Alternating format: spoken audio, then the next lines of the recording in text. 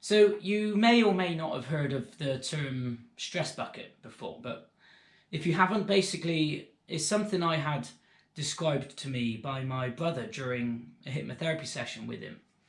In summary, it's a simple way to visualize the point our brain jumps into fight or flight mode, otherwise known as chimp mode. It's the part of our brain which basically keeps us safe. As an example, you're driving your car and a child steps out in front of you. You don't think about taking your foot off the accelerator, pressing the clutch down, taking the car out of gear, and then applying the brake. There's no thought process there at all. It's immediate automatic reaction. You slam your foot down on the brake, hopefully. Another example is meeting a big hungry bear in the woods, for example.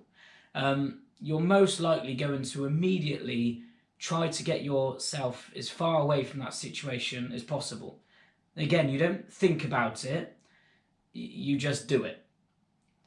So many of us do the same thing in endless other sort of everyday situations. Another example that I'm sure most of us can relate to is somebody cuts you up in whilst you're driving. Somebody cuts you up in traffic. You may immediately react, hold your horn down, shout some abuse out the window. Some people with more intense anger issues may even get out of their car, attempt to physically carry out some action in the hope that they think that's going to solve the problem of somebody they don't know, somebody they've never met, cuts them up. And people with addictions do the same thing. Say something out of their control happens to them in life. Things start to get a little bit difficult and they turn back to what they know. They turn to the thing that they think will solve the problem, or at least temporarily make them feel good, like alcohol, drugs, or even sex. It's an automatic reaction. It becomes a default reaction. The problem is, we end up spending more time operating in that chimp mode because of our stress bucket being so full all the time. We fall into that chimp mode. We're constantly reacting to things which are happening around us. We're basically in autopilot. I believe depression and anxiety work in exactly the same way. For example, when we're growing up as children, we're being told to fear things. Our parents tell us things or even make up stories in the attempt to keep us safe. The thing is later on in life that creates anxiety, because when our depression or anxiety bucket gets full up, we fall into chimp mode and we start thinking crazy things that are normally massively unrealistic, never going to happen, may not have ever happened in the past, or they may have done, but probably not going to happen again. So that makes us anxious. I mean, think about it. Have you ever seen a depressed or anxious baby or an infant? No, they're full of life, they're happy, they're jolly. We learn all those things. As we grow, we learn to be anxious and we learn to be depressed. It's something we develop and learn from outside of ourselves. We allow things in, whether it be the things we listen to or the things we're sat there thinking about. Sitting and thinking is potentially mind poison, brain poison. We're filling our stress bucket or anxiety and depression bucket, we're filling it up just by sat there thinking about things that could go wrong or couldn't go wrong, overthinking about things from the past or things that may happen in the future or things that haven't happened yet. So the reason we tip over into depression or anxiety is because our stress buckets are always full. They're already at the brim, ready to spill over.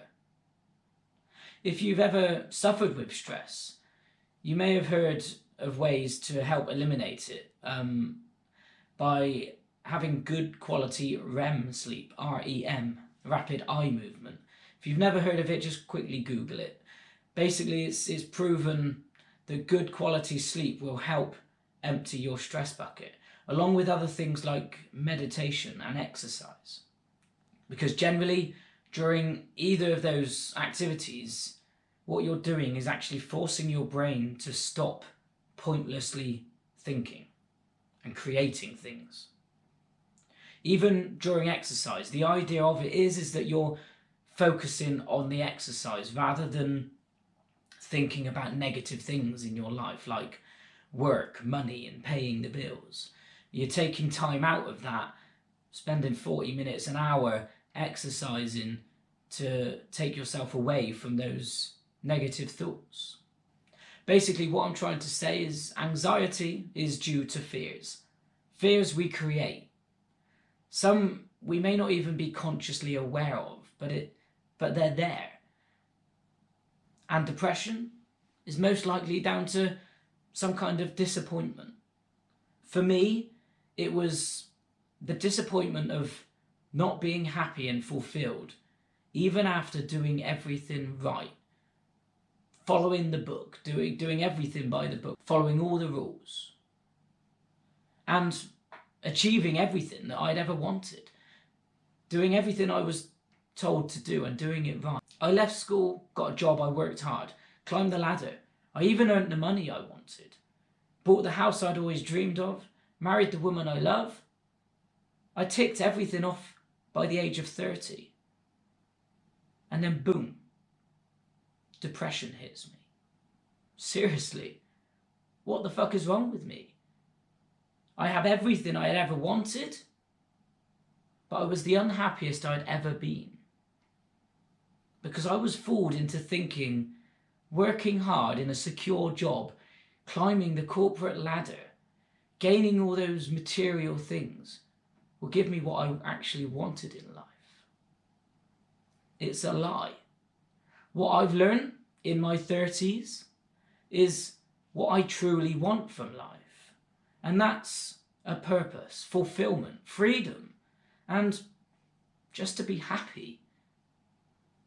And a job doesn't give you that.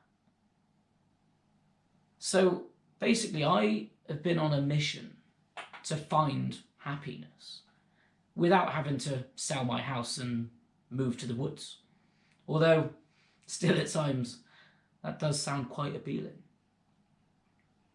Adjusting my mindset, focusing on the present moment, removing myself from negative people and focusing on the great things in life has all helped massively.